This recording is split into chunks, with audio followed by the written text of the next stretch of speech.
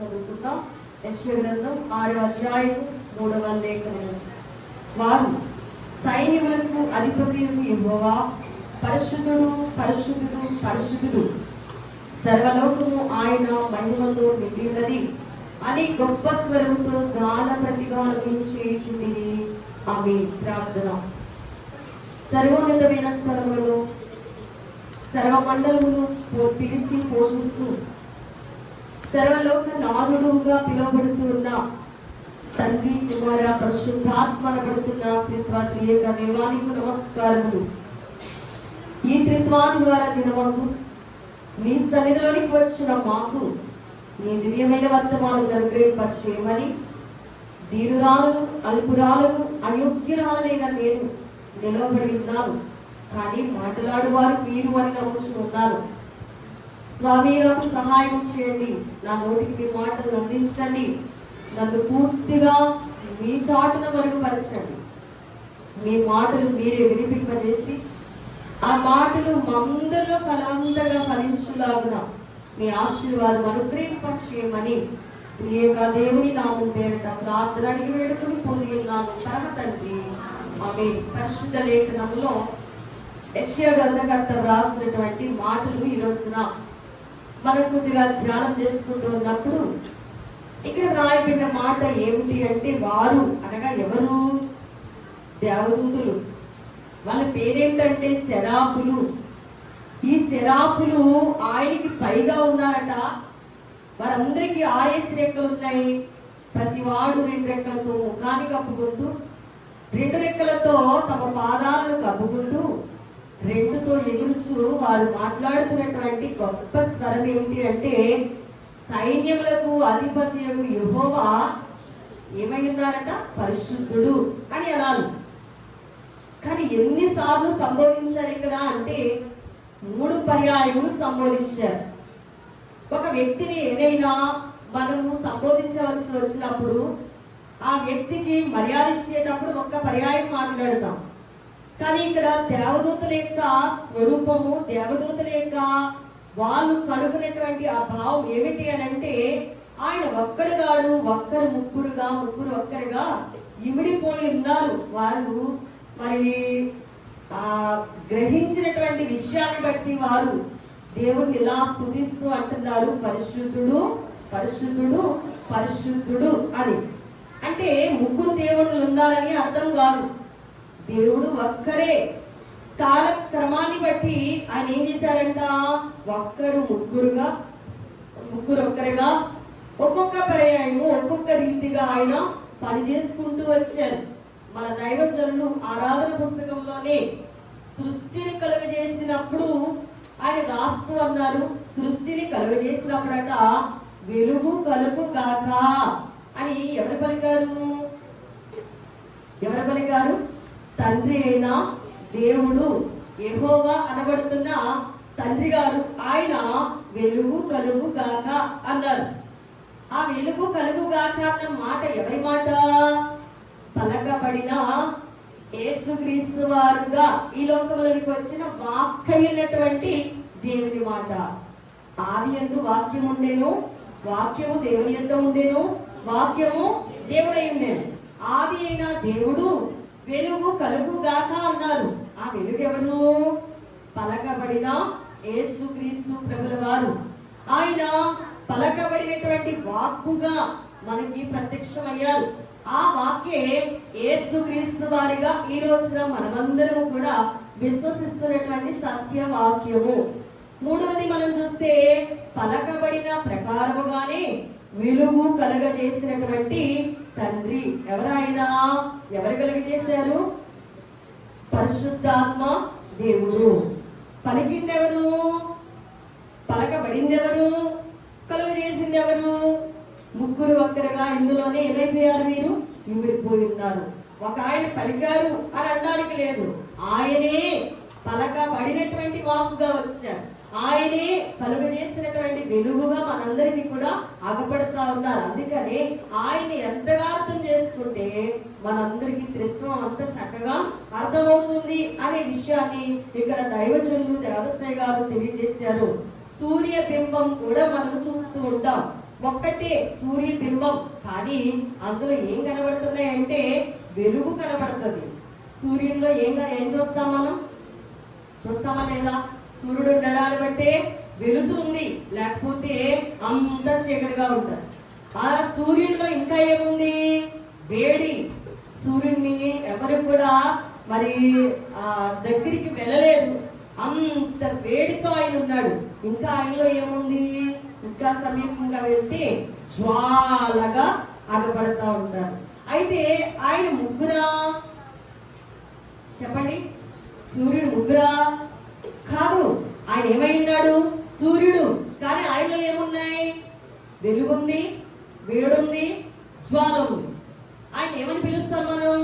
సూర్యుడు అని పిలుస్తాం. ఇప్పుడు ప్రభువు కూడా ముగ్గురు కాదు, ముగ్గురు ఒక్కరిగా. ఆయన కాలాన్ని బట్టి పని చేశాడు, కానీ ఆయన దేవుడు. ఈ విషయం మనం బావుగా ఎరగవలసిన వారమై ఉన్నాం. మనము ఆలోచన చేసినట్లయితే జ్యోతులు మనం చూస్తున్నాం. జ్యోతులు అంటే నక్షత్రాలు లేక గ్రహాలు. మరి ఇవి ఎందుకొరకు ఏర్పడ్డాయంటే సూచనలను, కాలములను, దిన సంవత్సరాలను కూడా మనకి ఏం చేస్తున్నాయి? చూపిస్తూ ఉంటాయి. అవునా కదా? గ్రహాలను బట్టి శాస్త్రవేత్తలు సూచనలు, మరి అలాగే ఇంకా మనకి ఏం చెప్తారంటే కాలం ఎలా ఉందో, వాతావరణం తీరు, అవన్నీ కూడా తెలియజేసేది ఏమిటి అంట? జ్యోతులు. ఆకాశం నుండి వేటి పని వాటి ప్రకారంగా ఏం చేస్తున్నాయంటే దేవుడిచ్చిన క్రమం చొప్పున అవి నడిపిస్తూ ఉన్నాయి. అలాగనే మరి దినం ఉంది, ఈ రోజు ఉంది. ఈ రోజులో ఎన్ని ఉన్నాయి? ఈ రోజులో ఏమేమంటాం మనం? ఉదయం అంటున్నాం, తర్వాత మధ్యాహ్నం అంటున్నాం, తర్వాత సాయంకాలము అంటున్నాం. ఉదయము, మధ్యాహ్నము, సాయంకాలము. ఈ మూడు లేకపోతే ఈ రోజు కాదు. రోజులో ఎన్ని ఉన్నాయంట? ఉదయం ఉంది, మధ్యాహ్నం ఉంది, సాయంత్రపు వేళ కూడా ఉంది. కనుక ఇవన్నీ కలిసి ఒక రోజు అని మనం పిలుచుకుంటున్నాము. అలాగే పిల్లరా, మరి ఈ యొక్క సృష్టిలో కూడా దేవుడు మనకిచ్చినటువంటి సీజన్ కూడా మనం చూసినట్లయితే శీతాకాలం తర్వాత వర్షాకాలం, వర్షాకాలం తర్వాత వేసవికాలం వస్తూనే ఉన్నాయి. రాకపోతేనో ఏమో సృష్టి క్రమం ఒకవేళ సరిగా జరగకపోతేనో అనార్థము కదా. మన దైవజనులు దేవస్థాయి గారు చక్కగా రాశారు.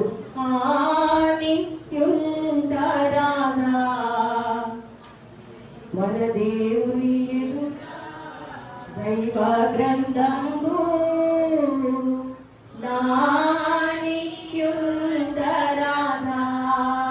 నానాటికి పాపాలు హెచ్చై నరులను పాడు చేయుచున్నవి. నానావిధ రోగములు చేరి మానవులనవి చంపుచున్నవి. మానవులందు సోదర ప్రేమ లేనందున కలహాలవుచున్నవి. వానలు క్రమము తప్పినందున పంటలు లేక కరువవుచున్నవి. లేనిపోని మతవాదాలున్నది, దేనిలో నిజమో తెలియకున్నవి. దీనికి వెలుగుడు దైవ ప్రార్థన, దేవుని సన్నిధి అందు ఆని ఉండరాదా? ఎవరి మీద అనుకోవాలంట? శీతాకాలాన్ని, వర్షాకాలాన్ని, వేసవకాలాన్ని ఇచ్చిన దేవుణ్ణి ఆనుకోవాలి. కానీ వర్షం మీద కాదు ఆనుకోవడం, ఎండ మీద కాదు ఆనుకోవడం. దేని మీద ఆనుకోవాలి? దైవ గ్రంథం మీద ఆనుకోరాదా? అప్పుడు ఏం జరుగుతాయి? సృష్టి క్రమం ఖచ్చితంగా దేవుని యొక్క ప్రణాళికబద్ధంగా ఆయన ఏర్పాటు చేసిన ప్రకారంగానే ఆయన ఏం చేస్తాడు? నడిపిస్తాడు. మనం దేని మీద అనుకుంటున్నాం? ఏమంటే ఒక్కొక్కరికి ఒక్కొక్క సీజన్ నచ్చుతూ ఉంటుంది, ఒక్కొక్కరికి ఒక్కొక్క పూట నచ్చుతూ ఉంటుంది. అనే కదా, అనే కదా. కొంతమందికి శీతాకాలం అంటే ఇష్టం, కొంతమందికి ఉదయం పూట అంటే ఇష్టం. ఇలా కొన్ని విధాలుగా ఎండొస్తే బాబు ఎండ వచ్చేసింది, వర్షం పడితే బాగుందని కొంతమందికి ఇష్టం. కనుక మనం దేని మీద ఆధారపడాలి? మీకు అర్థమవుతుందా? దైవజనులు దేవసాయ గారు అన్నారు, ఆయన మీద ఆనుకుంటేనంట, ఆయన మీద ఆధారపడితేనంట. మన తెలుగు క్రైస్తవ కేంద్ర పుస్తకంలో 72వ పాటలో దైవజనులు చక్కగా రాశారు. ఎండయు కాలియు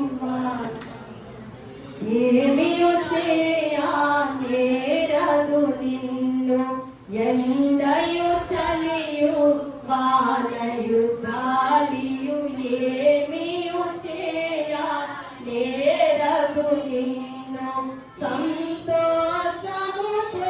నా సందేశము సంతోషముతో నా సందేశము చాటగా నీయు చాటుచునుండును చాటగా నీయు చాటుచునుండును మనో విచారము నీకు మహిమ తలంపులే. ఒక్కొక్క సీజన్ ఇష్టపడే వాళ్ళారా, ఒక్కొక్క పూటని ఒక్కొక్క దానిని ఇష్టపడుతున్న వాళ్ళారా, సృష్టిని కలుగు చేసిన సృష్టికర్త వారు అన్నింటినీ కూడా మంచిదని ఎన్నిక చేసి ఆయన కలుగు చేశారు. అవునా కదా? మనకు ఒకటి ఇష్టం కావచ్చు, కానీ ఈ సృష్టికి ఇవన్నీ కూడా కాలక్రమేణా అన్ని కూడా అవసరం. మనకి ఇష్టం లేదని చెప్పి దాన్ని తొలగించేస్తేనో ఎవరికి అనార్థం వస్తుంది? ఏమో ఇటు వినండి ఒకసారి, వేటికి అనార్థం జరుగుతుంది అర్థమవుతుందా? 3 కాలాల్లో ఒక కాలాన్ని తీసేయండి. మీకు ఇష్టం లేని కాలం ఒక కాలాన్ని ప్రక్కన పెట్టండి. అప్పుడు ఏం జరుగుతుంది? మీరు అనుకున్నంత వర్షం పడవచ్చు, కానీ మిగతాదంతా కూడా ఏమైపోతుంది? ఏమిటి? ఎండలేకపోతే, సూర్యరశ్మి రాకపోతే క్రిమి కీటకాలన్నీ చేరి ఏం చేస్తుంది? సృష్టిని పాడు చేస్తుంది. అలా అని వర్షం పడుతుంది, ఇబ్బందిగా ఉంది, బయటకు వెళ్ళలేకపోతున్నా, వర్షం ఎందుకులే, ఎండ వస్తే చాలే అని అనుకుంటే కనుక ఎండ తీవ్రత వల్ల, సూర్యరశ్మి వల్ల క్రిమికీటకాలు నాశనం అవ్వచ్చు. నీవు అనుకున్న హాయిని, ఆనందాన్ని, స్వేచ్ఛని, విహారయాత్రలు ఎన్నైనా చేయొచ్చు, కానీ వర్షం పడకపోతే పంట లేదు, పంట పండకపోతే బుద్ధి లేదు, బుద్ధి లేకపోతే ఇక ఏమీ చేయలేము. అందుకని కాలము తర్వాత కాలాన్ని ఎవరు నిర్ణయం చేశారు? సృష్టికర్త వారు నిర్ణయం చేశారు. అందుకని దేని మీద ఆనుకోవాలంట? నీకు ఇష్టం లేకపోయినా, నీకు కష్టమైనా, నీకు ఇబ్బందిగా ఉన్నా, ఒక్కొక్క సీజన్ నీకు భయంకరంగా అనిపించినా కూడా అన్నింటినీ మెచ్చిన దేవుని మీద ఆనుకుంటే అన్ని కూడా సర్వగానే, చక్కగానే, అందంగానే, హుందాతనంగానే కనిపిస్తాయి. అవి నచ్చట్లేదంటే కారణం ఏంటంటే నీవు దేని మీద ఆనుకుంటున్నావు?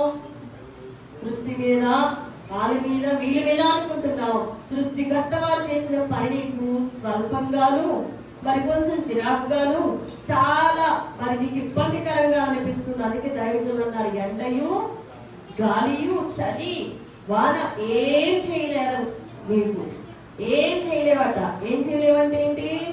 ఆ పని చేస్తాయి, కానీ నీకు హాని మాత్రం చెయ్యవు. ఎప్పుడు?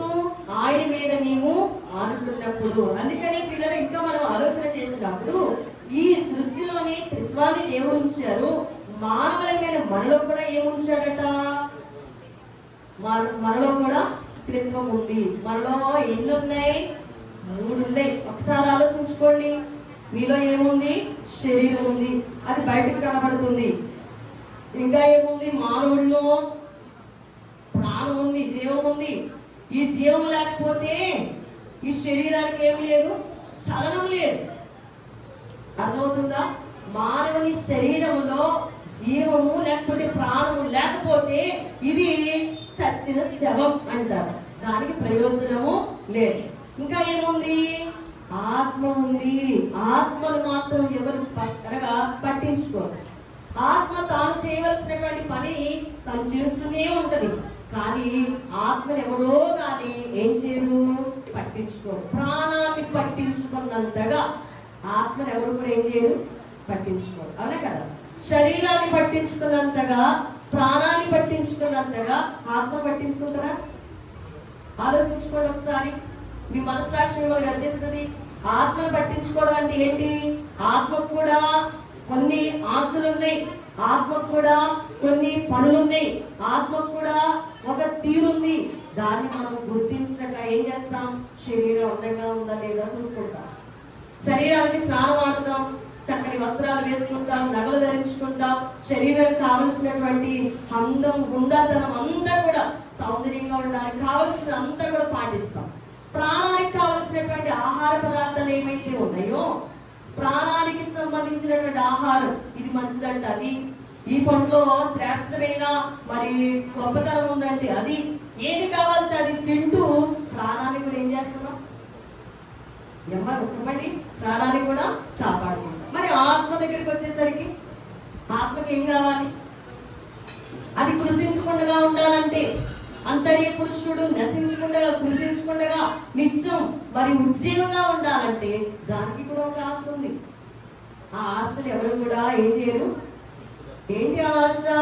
వాక్యం చదవాలా, ప్రార్థన చేయాలా, మందిరంలోకి వెళ్ళాలా, మంచి పనులు చేయాలా, దేవునితో ఉండాలా, దేవునితోనే జీవించాలి. దేవుడు నన్ను లోకంలోనికి ఒక ప్రణాళికబద్ధంగా పంపించాడు, ఆయన చిత్త ప్రకారం నేను చెయ్యాలి అని ఒక ఆశ ఉంటుంది. కానీ చేస్తామా చెప్పండి? రెండింటికి ఓటేస్తున్నాం మనం. అందుకే చెప్తున్నాను, సీజన్లు కూడా ఎలాగైతే ఒకదాన్ని ఇష్టపడి మిగతా దాన్ని త్రోసేస్తున్నామో, మానవులమైన మరణం వచ్చిన త్రిత్వాన్ని కూడా ఏం చేస్తున్నాం చెప్పాలి. ఇక్కడ ఏం చేస్తున్నారండి? ఒకటి నచ్చుతుంది, లేకపోతే రెండు నచ్చుతున్నాయి, మిగతాది ఏం చేయట్లేదు, నచ్చట్లేదు. అలా అది ఒకవేళ ఆత్మను తీసేస్తే ఆత్మ ఏంటట? యెహోవా పెట్టిన దీపం. ఆత్మ ఆరిపోతే ఏం జరుగుతుంది తెలుసా? ఆత్మ ఆరిపోతే శరీరమేమో మట్టికి చేరిపోద్ది, ప్రాణం పోతుంది. కానీ ఆత్మ లేకపోతే దేవుడి దగ్గరికి వెళ్ళే ఆస్కారము ఉందంటారా? ఆత్మ లేకుండా ఆత్మ తాను దయచేసిన దేవుని దగ్గరికి వెళ్ళిపోదు. ఆత్మే ప్రాముఖ్యమైందని మనకు అర్థం కాక 3-4 ముచ్చట్లో తిని త్రాగి సుఖించి ఇష్టానుసారంగా మసులుకొని దేవుని ఆత్మను మనం ఏం చేస్తున్నామంటే నిర్లక్ష్యంగా చూస్తున్నాము. అలాగే ప్రభు అయిన దేవుడు కూడా, ఆయనలో కూడా ఏముంది చెప్పండి? త్రిత్వం ఉంది. ఆయనలో ఏముంది మాట్లాడండి. ఆయనలో ఏంటి ఆ త్రిత్వం? తండ్రి, కుమార, పరిశుద్ధాత్మ. ఈయన ముగ్గురు దేవుళ్ళు కాదు, ఆయన ముగ్గురు ఒక్కరే. ముగ్గురుగా ఒక్కరుగా ఆయన ఏం చేస్తున్నారు? పని చేస్తున్నారు. మరి కొంతమందికి తెలియక యెహోవాయే దేవుడు, ఆయనే నచ్చుతాడు, ఇంకేమి నచ్చదు. అర్థమవుతుందా? అలాగే యేసుక్రీస్తు నామములోనే బాప్తిస్మం ఉంది, మిగతా ఏది కాదు. పాత నిబంధన కాలం మరి అనగా పూర్వీకులకి, మనకు కాదు అని కొంతమంది ఉన్నారు. యేసు ప్రభువే దేవుడు తప్ప ఇక ఏది కూడా దైవం కాదనే వారు ఉన్నారు. ఇలా శాఖలుగా డివైడ్ అయిపోయి చాలా మందికి త్రిత్వం అర్థం కాక ముగ్గురు దేవుళ్ళు లేరు, దేవుడు ఒక్కడే. అయితే ఆయన ఒక్కడే అనబడుతుంది. ఆయన యేసు ప్రభు ఒక్కడే అని అన్న వాళ్ళు ఉన్నారు, యెహోవా దేవుడు ఒక్కడే అన్న వాళ్ళు ఉన్నారు, ఆత్మ ఒక్కడే అన్న వాళ్ళు ఉన్నారు. కానీ త్రిత్వాన్ని ఎవరు కూడా చాలా మంది ఏం చేయరు, ఒప్పుకోరు. మీకు అర్థమైందా? మానవులుగా మిమ్మల్ని మీరు ఒకసారి పరిశీలన చేసుకుంటే మీలో ఉన్నది శరీరము, ప్రాణము, ఆత్మ. ఒకటి ప్రక్కన పెడితే పరలోకానికి మనకి ఏమి లేదు, సంబంధం లేదు. మనం పరలోక వాసనమా, భూలోక వాసనమా? ఇక్కడ ఉన్నంత కాలం ఈ లోకానికి చెందిన, రేపు మనం వెళ్ళవలసింది ఎక్కడికి వెళ్ళాలి? ఎక్కడి నుండి వచ్చామో అక్కడికి వెళ్ళాలి. ఎక్కడి నుంచి వచ్చాం? అమ్మ కడుపులోంచి వచ్చాం, మరలా అమ్మ కడుపులోనికే వెళ్ళాలి. అంతే కదా? అర్థం కాని వాడు ఎప్పటికీ కూడా ఇదే ప్రశ్న వేసుకుంటాడు. నికోదేములా అని అడుగుతాడు. నికోదేము ఏమడిగాడు? మరలా జన్మించడం అంటే ఏంటి నాయనా? మరలా ఎలా జన్మించాలి? మా అమ్మ కడుపులోకి వెళ్ళాలా? నేను ముసలోని అయిపోయాను, మరలా మా అమ్మలో కడుపులోకి ఎలా దూరిపోగలను నేను అని అడుగుతున్నాడు. అయ్యయ్యా అలా కాదు. నూతన జన్మ అంటే ఏంటి అంటే నూతనమైన మనసునికి రావాలా, నూతన స్వభావానికి రావాలా, కొత్త మనసునికి రావాలా. ప్రభు అయిన యేసుని నీవు సొంత రక్షకుడిగా అంగీకరించు, అప్పుడు నీకు నూతన జన్మ యొక్క విధానం ఏంటో అర్థమవుతుంది అని అన్నారు. అందుకని పిల్లల త్రిత్వాది దేవుడు మనకి అర్థం కావాలంటే, త్రిత్వమైన క్రీస్తు మనకి అర్థం కావాలి అని అంటే ఆయన గురించి మనం బాగుగా ఎరిగిన వారమై ఉండాలి. ప్రారంభంగా చదువుకున్నాం కదా, దేవదూతలకు అర్థమైంది కనుక వాళ్ళు ఏమంటున్నారు? పరిశుద్ధుడు పరిశుద్ధుడు పరిశుద్ధుడు అని అంటున్నారు. మరి మనమైనా పర్యాయం స్తుతిస్తాం. ఇంకా మనకు అర్థం కావాలంటే ఇశ్రాయేలీలతో కూడా ఆది కాలంలోనే దేవాది దేవుడు ముగ్గురునై ఉన్నారు అని బయలుపరుచుకున్నారు. మీరు ఇందాక చదివారు కదా సంఖ్యాకాండముల్లో మోషే గారు ఫస్ట్ రాసినటువంటి కాండాలు సంఖ్యాకాండముల్లో 6వ అధ్యాయం 24వ వచనంలో అక్కడ ఒక దీవెన వచనం కనబడుతుంది. ఏమని దీవించారంట ఇశ్రాయేలీయుల్ని అని అంటే, ప్రియులారా, మనము చాలా సార్లు అపోహ పడుతున్నట్లుగా కాక దేవుని యొక్క వాక్యాన్ని అర్థం చేసుకున్నట్లుగా ముందుకు పరిగెడితే దేవుడు ఏమై ఉన్నారు మనకు అర్థమవుతుంది. ఇక్కడ ఏమంటున్నాడు? యెహోవా నిన్ను ఆశీర్వదించి నిన్ను కాపాడుగాక. దేవుడి పని ఏంటంట? నిన్ను ఆశీర్వదిస్తాడు, నిన్ను కాపాడుతాడు. నిన్ను ఆశీర్వదిస్తాడు, నిన్ను కాపాడుతాడు. ఎవరి పనిది? తండ్రి అయిన దేవుని పని. ఆయన పేరు యెహోవా. రెండో మాటలో కూడా యెహోవాయే. ఆయన ఎవరు అంటే, యెహోవా నీకు తన సన్నిధిని ప్రకాశింపజేసి నిన్ను కరుణించు. కరుణ ఎవరిస్తారు? ఎవరు కరిగిస్తారు? ఎవరు మన మీద కృప చూపిస్తున్నారు? కృపాని పేరు చెప్పగానే ఎవరి పేరు గుర్తొస్తుంది? ఆయన మనం ఏమని వల్లిస్తాము? ప్రభువైన యేసుక్రీస్తు వారు. ఆయన మనల్ని ఏం చేస్తున్నారు? కరుణిస్తున్నారు. కరుణించే దేవుడిగా, కృప చూపేవాడిగా మన మధ్య ఆయన ప్రత్యక్షమయ్యారు. ఆయన పేరు కూడా ఇక్కడ ఏమని పలికాడు? యెహోవా నీకు తన సన్నిధిని ప్రకాశింపజేసి నిన్ను కరుణించుగాక. కరుణించే దేవుడు. ఇక 3వ లైన్లో యెహోవా నీ మీద తన సన్నిధి కాంతి ఉదయింపజేసి నీకు సమాధానం కలుగజేయుగాక. సమాధానం ఎవరిస్తారు? సమాధానం లేని కాలంలో సమాధానకర్తగా వచ్చిన యేసు ప్రభు వారిని తలంచుకుంటున్న మనము, ఆయన అంటాడు కదా, నేను మిమ్మల్ని దిక్కులేనట్టుగా దిగనాడిపోను, మీ కొరకు మక్కువైన పరిశుద్ధాత్మను పంపిస్తాను. ఆత్మదేవుడు వచ్చినప్పుడు మీకు ఏమవుతుంది? సమాధానం కలుగుతుంది. ఆత్మదేవుడు మనకి ఏమిస్తాడట? సమాధానమును కలుగు చేస్తాడు. అందుకని అలాగనే ఇశ్రాయేలీయులైన వారి మీద ఈ నామము చెప్పిన భక్తులైన వారు, ప్రవక్తలైన వారు ఈ ఉచ్చటన చేసి ఇశ్రాయేలుని ఏం చేసేవారంట? దీవించేవారంట. అలా పలికితే దైవమయున్న త్రిత్వమయున్న తండ్రి, కుమార, పరిశుద్ధాత్మలు వారు ఏం చేసేవారంటే ఆశీర్వదించేవారు. ఈ నేటికి కూడా మన దైవజనుడు ఫాదర్ అలస్సయ్య గారు ప్రార్థన అనంతరము ముగింపు అయిపోయిన తర్వాత దీవెన వచనాన్ని దీన్నే పెట్టారు. ఏమని? యెహోవా నిన్ను ఆశీర్వదించి నిన్ను కాపాడుగాక. యెహోవా నీకు తన సన్నిధి కాంతి ప్రకాశింపజేసి నిన్ను కరుణించుగాక.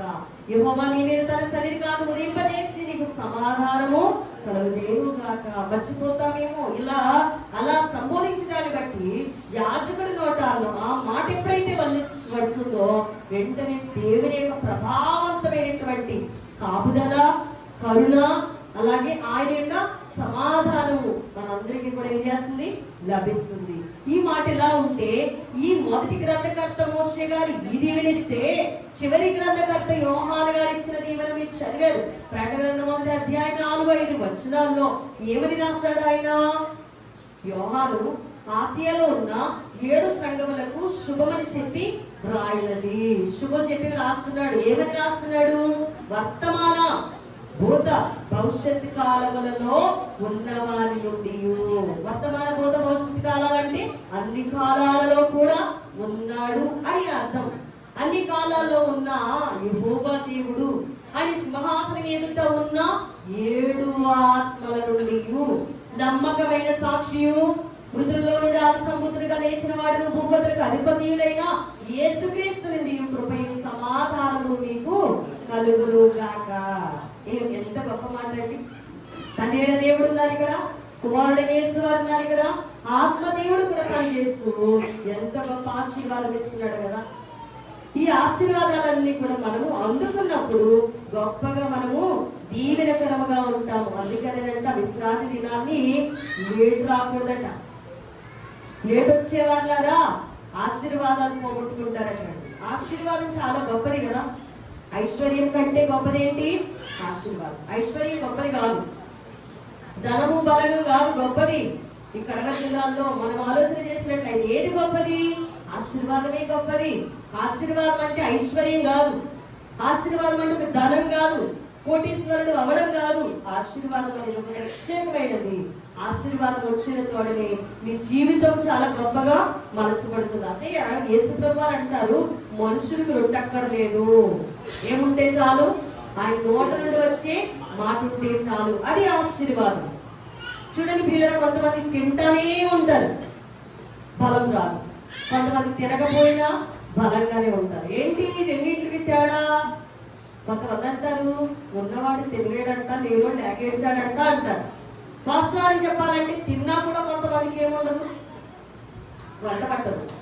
కొంతమంది తినకపోయినా, ఏమండి, అందమైనవి కావలసినవి కొనుక్కుని తినకపోయినా కొంతమంది ఎలా ఉంటారు, చక్కగానే ఉంటారు. కారణం, అందరినీ కలుగు చేసిన సృష్టికర్త వారు అందరినీ ఏం చేస్తున్నారు, పిలిచి పోషిస్తున్నారు. మనకు అర్థం కావట్లేదు. పోషణకర్త ఎవరు? మన అమ్మ బాబు కాదు. ఎవరండి? ఈ సృష్టిని పోషిస్తున్న పోషణకర్త తండ్రి, కుమార, పరిశుద్ధాత్మగా పిలువబడుతున్నటువంటి దేవాది దేవుడు. మీరు చాలా మంది వికటంగా ప్రశ్నిస్తే కనుక, మరి ఇంకేదో తినడం, వండుకోవడం ఎందుకు, మానేసి కూర్చోవచ్చు కదా అంటే కనుక అంటారు కదా చాలా మంది. వికటంగా మాట్లాడుకుంటాం మనం కూడా చాలా సందర్భాలు. ఇంకెందుకు మరి ఈ ప్రయాణాలు ఎందుకు, ఈ తిండాలు ఎందుకు, ఈ వండుకోవడాలు ఎందుకు? ఆనాటి కాలంలో ఇశ్రాయేలు ఇవన్నీ చేశారా? ఒక మాటకు వస్తే ఇశ్రాయేలు వండుకున్నారంటారా? వండుకున్నారా? లేదు. వాళ్ళు వేసుకున్న వస్త్రం ఒకటే వస్త్రమా, ఇంకొక వస్త్రం ఏమైనా ధరించారా? వాళ్ళు వేసుకున్న పాదాలు కూడా చెప్పులు ఒకటే చెప్పులు అంటారా, ఇంకో జోళ్ళు ఏమైనా కొనుక్కున్నారంటారా? అది అరణ్యం. కొనుక్కోవడానికి ఏమీ లేవు, షాపులు లేవు. మరి వేసుకున్న వస్త్రం మాసిపోతే ఏవే గుర్తుకు కూడా నీళ్ళు ఉన్నాయో లేవో తర్వాత విషయం. కానీ బైబిల్ చెప్తుంది, వారు వేసుకున్న వస్త్రం మాసిపోలేదు. రేపటి దినమందు దేవుడు మనకి అదే గొప్ప అంతస్తు ఇస్తానంటున్నాడు. నమ్మిన వారికి తెలుస్తుంది దాని యొక్క అంతస్తు విలువ ఏమిటో. ఇశ్రాయేలు వండుకునే పని లేకపోయినా ప్రభుని స్తుతించిన వారికి కష్టమైపోయింది. ఈ రోజున వండుకొని వంటలో పడిపోయి ప్రభుని స్తుతించలేకపోతే రేపు పరమ యెరూషలేము వెళ్ళడం కష్టం. మనకి దేన్ని సిద్ధం చేశారో దానిని బట్టి నడుస్తూ దేవుని ఏం చేయాలంటే స్తుతించాలి. ఇది ఎందుకంట, వండుకోవడం ఎందుకు, ఎవరు కనిపెట్టాడు, నువ్వే కనిపెట్టుకుందాం, వంట చేసుకోవాలని నీ సెక్షన్ అది. కాబట్టి నీవు ఆ వేలో వెళ్ళిపోతున్నావు, నేనైనా నీవైనా ఇంకొకరైనా. అదే కాదు కాదు నా వల్ల కాదు అని దేవుడి సన్నిధిలో కూర్చో, దేవుడే నేను ఏం చేస్తాడు, బలపరుస్తాడు. ఆల్రెడీ ఒకసారి చెప్పాను, ఒక ఆయన బోధించారు కూడా మన ఊర్లోనే. ఏమా ప్రార్థన అని ముసుగేసుకుని వెళ్ళిపోయి ఊళ్ళో కూర్చుంటే బుక్ పెట్టేస్తాడు దేవుడు, పెడతాడు. ఆయన ఎలాగైనా పెడతాడు. ఆయన్ని నమ్మి కూర్చో, ఆయన దగ్గర కూర్చో, ఆయన దగ్గర ఆయన సహవాసంలో కూర్చో. నీ శరీరానికి కానీ, నీ ఆత్మకు కానీ, నీ ప్రాణానికి కానీ కృషింపు అనేది రాదు. మనమే వెతుక్కుంటున్నాం. మనంతా కాదంట. నేను గడుసుగా చెప్పట్లేదు, మీకు అర్థమయ్యేటట్టుగా మీరు కూడా ఒకసారి ప్రయత్నించండి. దేవుడు ఖచ్చితంగా మన అందరి పోషణకర్త. ఇశ్రాయేలుకి 40 సంవత్సరాలండి, ఒక రోజు కాదు, ఒక సంవత్సరం కాదండి, 40 సంవత్సరాలంటే మాటలా? ఒకసారి మనం వెనక్కి వెళ్తే మనకి ఎంత వయసు వచ్చేసిందో. ఈ వయసులో వారు పిల్లలు 40 సంవత్సరాలు కూడా వండుకునే పని లేకుండా వాళ్ళ దేవుడు ఏం చేశారు, ఆకాశం నుండి మన్నానిచ్చి, పూరేళ్ళనిచ్చి, బండలో నీళ్ళిచ్చి, వాళ్ళకి కావలసిన ఫెసిలిటీస్ అన్ని ఏర్పాటు చేసి ఎంత చక్కగా పోషించాడో. అదే చెప్తున్నాడు, నా మాట వింటే మిమ్మల్ని నేనేం చేస్తాను, పోషిస్తాను, బలపరుస్తాను, దీవిస్తాను, రక్షిస్తాను, కాపాడుతాను అంటున్నాడు. ఆయన పేరే త్రిత్వమైందా, తండ్రి, కుమార, పరిశుద్ధాత్మ. ఒక్కరు ముగ్గురుగా, ముగ్గురు ఒక్కరుగా, ముగ్గురు దేవుళ్ళు మాత్రం కాదు. పొరపాటు పడద్దు దయచేసి. దేవుని నామాన్ని జపిస్తున్న మనం దేవుని అర్థం చేసుకోవడానికి ప్రయత్నం చేస్తే ఆయన ఉన్న త్రిత్వం ఏమిటో మనకు అర్థమవుతుంది. ఆఖరిగా ముగించుకుందాం. యోహాను మొదటి పత్రిక 5వ అధ్యాయం 7వ లేఖనములో కూడా యోహాను గారు మరి యొక్క కన్ఫ్యూజన్ కాకుండా అక్కడ ఏమని రాస్తారు అంటే 5వ అధ్యాయం 7వ వచనములో సాక్ష్యం ఇచ్చేవారు ముగ్గురు, సాక్ష్యం ఇచ్చేవారు ముగ్గురంట. ఎవరి వాళ్ళు అని మనము ఆలోచన చేస్తే ఆత్మయు, నీళ్లును, రక్తము. ఏంటంట? ఆత్మ, నీళ్లు, రక్తం. ఈ మూడు ఏం చేస్తున్నారు? ఈ ముగ్గురు ఏకీభవించి సాక్ష్యం చెప్తున్నారు. ఈ మూడింటి యొక్క సాక్ష్యము గొప్ప సాక్ష్యం, మనం అంగీకరించాలి. ఆత్మ అయినటువంటి దేవాది దేవుడు సాక్ష్యం ఇస్తున్నాడు. అందుకని దేవుని యొక్క సన్నిధిలో మరి వెలిగింపబడి దేవుని ఎదురుకు వచ్చినటువంటి మనము ఆత్మ యొక్క సాక్ష్యాన్ని ఏం చేయాలి? అంగీకరించాలి. నీటి ద్వారా బాప్తిస్మం పొందిన మనము ఆయన శరీరక్తాలు తీసుకుంటూ అందుకుంటున్నటువంటి మనం ఆత్మ చెప్పినటువంటి సాక్ష్యాన్ని ఏం చేయాలి? అంగీకరించాలి. ఆత్మ దేవుళ్ళు నీలమవ్వాలి. పిల్లల ఆది దేవుని యొక్క ప్రేమ సంపాదించుకోవాలి. కుమారుడని యేసు వారి యొక్క కృపను సంపాదించుకోవాలి.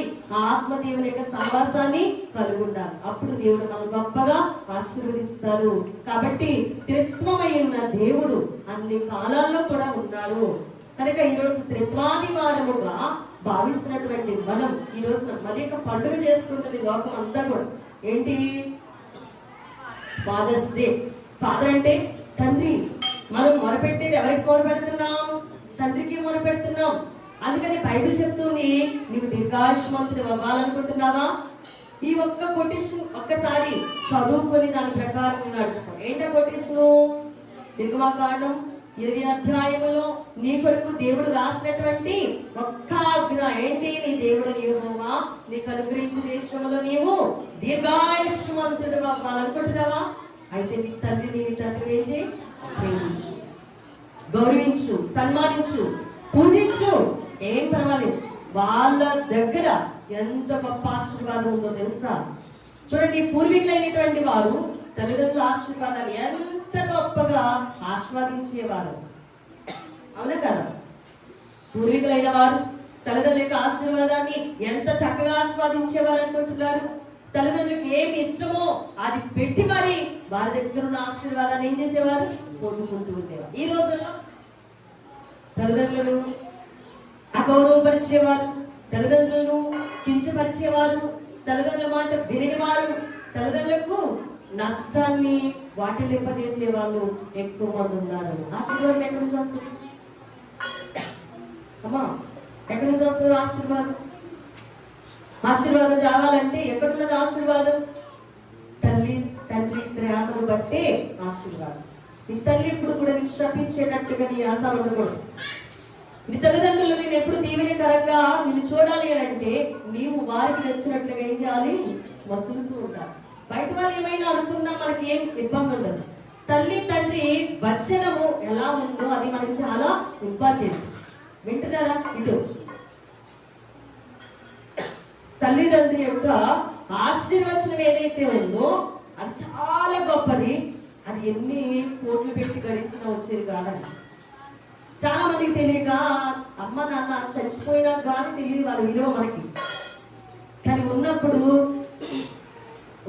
వాళ్ళ విలువ తెలియదు. లేనప్పుడు స్టేటస్లోనూ వాటిల్లో నీటిల్లోనూ ఉంటే బాగుండు, ఏదో మనసుకి ఏదో అనిపిస్తే అదే ఆ మాట అందులో పెట్టేసుకొని ఫీల్ అవుతూ ఉంటారు. కానీ తల్లిదండ్రుల యొక్క విలువ చాలా గొప్పది. దేవుడు మనకి వారిని దేవుడు మన కొరకు ముందుగా ఏర్పాటు చేశారు. దైవశూలు ఫాదర్ జారస్టయ్య గారు స్తుతుల పుస్తకంలో రాశారు. చిన్నప్పుడంటే మనము ఎలా ఉండాలో కన్ను ఇంకా తెరవక ముందు మన కొరకు బాధ్యత వహించేటువంటి అంత గొప్ప తల్లిదండ్రులను దేవుడు మనకి ఆసరాగా ఇచ్చారు. వాళ్ళు ఎంతవరకు నడవాలో మనం అంతవరకు నడుస్తూ ఉంటే మధ్యలోనే వాళ్ళని చాలా మంది ఏం చేస్తారు? కోల్పోతూ ఉంటారు. ఉన్నప్పుడు విలువ తెలియక బాధించి కష్టాలు పెట్టి వాళ్ళు కోల్పోయిన తర్వాత అర్థం చేసుకుంటే వాళ్ళు ఉంటారా? కాబట్టి తల్లిని తండ్రిని ఏం చేయాలంట? సన్మానించాలి. ఇది చాలా గొప్పది. మీరు విద్య పాఠ్య పుస్తకాలు అభ్యసించినా ఎన్ని గుళ్ళు గోపురాలు తిరిగినా ఒకటే చెప్తారు, తల్లిని తండ్రిని ఏం చేయాలి? సన్మానించమని. ఈ తల్లిదండ్రుల యొక్క దీవెన చాలా గొప్ప దీవెన. అంతెందుకని పూర్వీకులైనటువంటి వారు చూడండి, రెబెక్క ఎంత మోసం చేసింది కదా. ఇస్సాకు రెబెక్క జీవితంలో చూసినట్లయితే చిన్న కుమారుడు అంటే బాగా ఇష్టం, పెద్దవాడిని ఏమో తండ్రి బాగా ప్రేమిస్తున్నాడు. తల్లి దీవెన చిన్న కుమారుడికే, తండ్రి దీవెన కూడా చిన్న బిడ్డకి రావాలని ఏం చేసింది? వేషం వేసింది. వేషం వేయించి లోపలికి పంపించి దీవెన అంతా కూడా పట్టుకునే దాకా కూడా ఆమె పోరాడింది. అందుకని యాకోబు ఆ ఆశీర్వాదం యొక్క విలువ తెలుసుకున్నాడు కనుకనే ఎంత లెక్కెళ్ళినా కూడా ఆశీర్వాదం ఉంది నాకేంటి అనుకున్నాడు. అందుకని ఇంకొకటి అర్థం చేసుకుందాం, వస్తూ వస్తూ భార్యలతో పిల్లలతో గొప్ప ఆస్తితో వస్తూ ఉన్నప్పుడు అన్నను అక్కడ చూడగానే అమ్మో నా అన్న నన్ను ఏం చేస్తాడో అనుకున్నాడు. భయపడుతూ ఏం చేశాడంటే దేవుని ఆశీర్వాదం ఉంది కదా అని చెప్పేసి ఒంటరిగా మిగిలిపోయి దేవుని అడుగుతున్నాడు, ప్రభువా ఇంత గొప్పగా ఆశీర్వదించావు, ఇంత గొప్ప దీవెనిచ్చావు, ఇప్పుడు నేను వాడి చేతిలో బలైపోవడానికేనా అని అంటే మా తెలుగు క్రైస్తవ కీర్తన పుస్తకంలో దైవజనులు దేవదాసయ్య గారు రాశారు. మన తండ్రి గారు రాసినటువంటి ఆ యొక్క శరణంలో ఆ పల్లవిని మనం చూసినట్లయితే, ఆ శరణాన్ని మనం చూసినట్లయితే శత్రువులు గెలవగలరా మళ్ళా నీడనే కీర్తనలో యాకోబు ఏం రాస్తారంటే యాసావును చూసి భయపడతా ఉంటే పగ ఏమైపోయిందంట, దించేశాడంట దేవుడు. ఏం చేశాడు అక్కడ? ఆ శరణం అందించాడు ఒకసారి. యాకోబునకు లాబాను మింగిడు చేయా లేక వెళ్ళిపోయెను, మోగాతో ఏసావు ముందులకు వచ్చియో, మోగాతో ఏసావు ముందులకు కాకా పడక తమ్ముని, కాకా పడక తమ్ముని కౌగాలించుకొనియేను, కౌగాలించుకొనియేను. ప్రేమ ఎంత గొప్పదో చూడండి. యాకోబు భయపడినంత సీన్ అక్కడ జరగలేదు. దేవుడికి ప్రార్థన చేశాడు.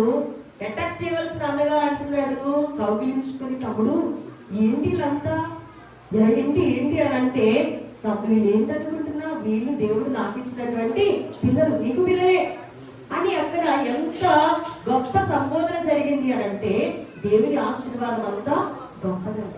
ఎందుకు కారణాన యాకోబు మీద యాసావు పగలేదు అని అంటే అతను ఏం పొందుకున్నవాడయ్యాడు? ఆశీర్వాదాన్ని పొందుతున్నాడు. ఆశీర్వాదము గొప్ప ప్రేమతో కూడినటువంటిది. ఆశీర్వాదం చాలా గొప్పతనంతో కూడింది. అందుకని పగపోయింది, ప్రేమ కలిగింది వారి మధ్య. అసలు నిజంగా శత్రువుని చూస్తే ఎందుకు అంటే చూడండి, ఆశీర్వాదం అంతా కొట్టేశాడు, జ్యేష్ఠత్వాన్ని కొట్టేశాడు, ఇన్నాళ్ళకి బయటపడ్డాడు, ఇన్నాళ్ళకి వచ్చేవరా అని చెప్పేసి కత్తి తీయాలి. కానీ యాసావు ఏం చేశాడంట? భుజం మీద ఒకళ్ళొకళ్ళు అనగా కౌగిలించుకొని ముద్దు పెట్టుకొని చక్కగా పరామర్శించుకుంటున్నారు. అందుకనే దేవుని ఆశీర్వాదం చాలా గొప్పది. తల్లిదండ్రులను ప్రేమించండి, వృద్ధాప్యములు వారితో కొంచెం టైం ఒక్కసారి మనం ఆలోచన చేసి వారితో గడిపితే వాళ్ళలో ఉన్న గొప్ప ఆశీర్వాదాలు మనము పొందుకుంటాం. దేవుడు చాలా గొప్పవాడు, ప్రేమమయుడు. వాళ్ళని మన కొరికే ఏర్పాటు చేశారు. రేపు మనం తల్లిదండ్రులము అని అర్థం చేసుకుంటే పిల్లలు తల్లిదండ్రుల యొక్క పోషణలో ఉన్నప్పుడు ఆ క్షోభ అనుభవించలేదు. కాబట్టి ఎవరికి వారే మన స్టేజ్ మారుతూ ఉంటది. మనం దేవుని యందు నిలిచినటువంటి మనలో ప్రేమ ఉండాలి, కానీ పగ ప్రతీకారాలు ఉండకూడదు. అవి మనకి దేవుడు నేర్పిస్తున్నాడు. ఈ తండ్రుల దినోత్సవం దినమందు ఒక్కరోజు స్టేటస్ పెట్టేసి ఫాదర్స్ డే అండం కాదు. మన తల్లి మించి ఏం చేయాలి? ప్రేమించాలి. వాళ్ళే మనకి ఫస్ట్ టీచర్స్ అని మరి పాఠ్య పుస్తకాల్లో కూడా చెప్తూ ఉంటారు. వాళ్ళే మొదటిగా మనల్ని ఒడిలో పెట్టుకొని మనకి టీచింగ్ ఎవరైతే ఆలాపించారో వాళ్ళే మొదటి టీచర్స్ మనకి. కాబట్టి వాళ్ళని ఎప్పుడు కూడా నిర్లక్ష్యంగా చూడకూడదు. వాళ్ళ యొక్క విషయం చాలా మందికి అమ్మ అంటే ఇష్టం ఉంటుంది, నాన్న అంటే ఇష్టం ఉంటుంది కదా కదా. కారణం ఏంటంటే నాన్న దండిస్తూ ఉంటాడు, అమ్మ ప్రేమిస్తూ ఉంటాడు అని కనిపిస్తుంది చాలా మంది. దండన లేకపోయినా భయం బాధే. కారణం ఏంటంటే దండించకపోతే బయలు చెప్తుంది, బెత్తం వాడకపోతే అదుపు తప్పుతాడు. బెత్తం వాడిన కుమారుడు తల్లికి తండ్రికి అవమానాన్ని తెచ్చిపెడతాడు. అందుకని ఒక్కొక్క పర్యాయము తండ్రి అనగానే చాలా మందికి కషాయవాడిలాగా చిరాగ్గా ఇది ఎప్పుడు తిడతనే ఉంటాడు అన్నట్లుగా ఆగపడతా ఉంటాడు. పరలోకపు తండ్రి కూడా కొన్నిసార్లు మీకు నచ్చకుండగా మీకు చాలా కష్టంగా అనిపిస్తూ ఉంటాడు. పరలోకపు తండ్రి చేసేటువంటి పనులు మీకు అర్థమైతే ఆయన నిత్యం కూడా ఏం చేస్తాం, మనం మెచ్చుకుంటాం. కొన్నిసార్లు ఏమనుకుంటామంటే ఎంత ప్రార్థన చేసినా ఏమి ఇచ్చాడు ఏంటండి, ఇట్టే వస్తారు, ఇలా ప్రార్థన చేస్తారు, పొందుకుంటారు, వెళ్ళిపోతారు, నేను ఎప్పుడు ఇలానే ఉన్నాను అనుకుంటాను చాలాసార్లు. కానీ దేవుడు న్యాయం కలిగిన దేవుడు. మనకి ఏది ఇవ్వాలో ఏది కావాలో సమస్తాన్ని కూడా ఆయన ముందుగానే ఏర్పాటు చేసిన తండ్రి. కాబట్టి బైబిల్ నిత్యము చదవండి, వాక్యం మీద నిత్యమానుకోండి. అప్పుడు త్రిత్వమైన దేవుడు ఏమై ఉన్నారు మీకు అర్థం అవుతారు. తల్లిని తండ్రిని సన్మానించండి, ప్రభునందు ఆనందించండి. అంటే ధన్యత దీవెన ఈ త్రిత్వాది వారి విశ్రాంతి దీవులతో దేవాది దేవుడు మనందరినీ ఆవరించి నడిపించి బలపరిచి దీవించి వర్ధల చేసి కాపాడుకుందాక. మహోన్నతుడా శ్రీమతుడా స్తోత్రాలు. త్రిత్వమైన తండ్రికి వందనాలు, నమస్కారములు.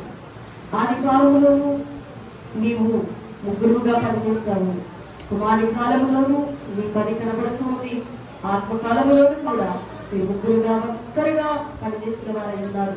దేవా, మీరు మేము అర్థం చేసుకునే విధానంలో ఎటువంటి పొరపాట్లు చేయకుండా దేవా, మీరు మా కొరకు ఏర్పాటు చేసినటువంటి సమస్తాన్ని నమ్మి నేను స్థుతించే భాగ్యం అనుగ్రహింపచేయమని దేవుని నామమున ప్రార్థన అడిగి వేడుకలు పొంది ఉన్నాను పరమ తండ్రి. ఆమేన్. మీ అందరికీ వందనాలు.